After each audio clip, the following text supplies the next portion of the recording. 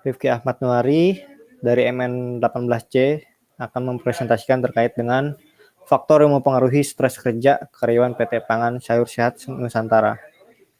Sub pembahasan yang pertama, konsep stres, kedua, metode penelitian, tiga, pembahasan. 1. Konsep stres. Stres merupakan hasil dari interaksi antara tugas pekerjaan dengan individu-individu yang melaksanakan pekerjaan itu. Stres dalam hal ini adalah suatu keadaan ketidakseimbangan di dalam diri individu yang bersangkutan yang sering bercermin dari gejala-gejala seperti tak bisa tidur, keringat berlebihan, gugup, atau sikap lekas marah. Stres sebagai suatu tanggapan adaptif di tengah oleh perdebatan individual dan atau proses psikologis, yaitu suatu konsekuensi dari setiap kegiatan lingkungan, situasi atau kejadian eksternal yang membebani tuntunan psikologis atau fisik yang berlebihan terhadap seseorang. Itu dari Gibson Ivancevich. Titik pandang stres kerja. Pertama, stimulus.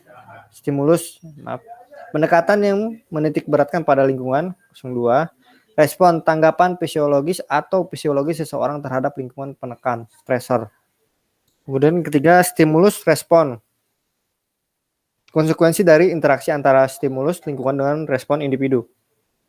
Faktor penyebab stres menurut Gibson itu lingkungan fisik, individu, kelompok, keorganisasian. Menurut Hurrell, faktor intrinsik, tuntutan fisik, tuntutan tugas. Kinerja karyawan. Kinerja merupakan hasil pencapaian yang dapat dilaksanakan oleh seseorang baik kualitas maupun kuantitas yang akan dicapai pegawai persatuan periode waktu.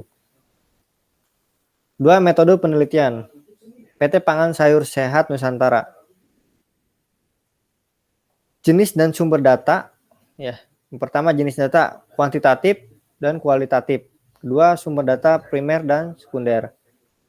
Teknik pengumpulan data, field research, wawancara, kuesioner, observasi. Library research, studi keputusan dan literatur lainnya yang ada hubungannya dengan penelitian. 3. Dokumentasi, pencatatan dokumen-dokumen dan hal-hal lain yang menunjang penelitian. 3. Pembahasan. Profil perusahaan, Direktur Pak Dedi, didirikan tahun 2018. Faktor yang mempengaruhi stres kerja karyawan. Pengaruh umum, 38,1% stres kerja berat, 61,9% stres kerja ringan. Pengaruh masa kerja. Dengan masa kerja yang sudah lama, para pekerja lebih terbiasa dengan tugas yang ada dan lebih berpengalaman sehingga tidak mempengaruhi stres kerja. Pengaruh kemampuan yang tidak digunakan, 0,902 nilai koefisien kolerasi. Semakin bertambah kemampuan yang tidak digunakan, maka akan semakin tinggi kerja keras yang dialami dan sebaliknya. Pengaruh hubungan interpersonal, 0,869 nilai koefisien kolerasi.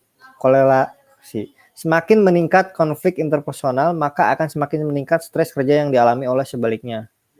Pengaruh ketidakpastian pekerjaan. Semakin tinggi ketidakpastian pekerjaan yang dialami karyawan, maka dapat meningkatkan stres kerja yang dialami. Terima kasih, sekian presentasi dari saya. Assalamualaikum warahmatullahi wabarakatuh.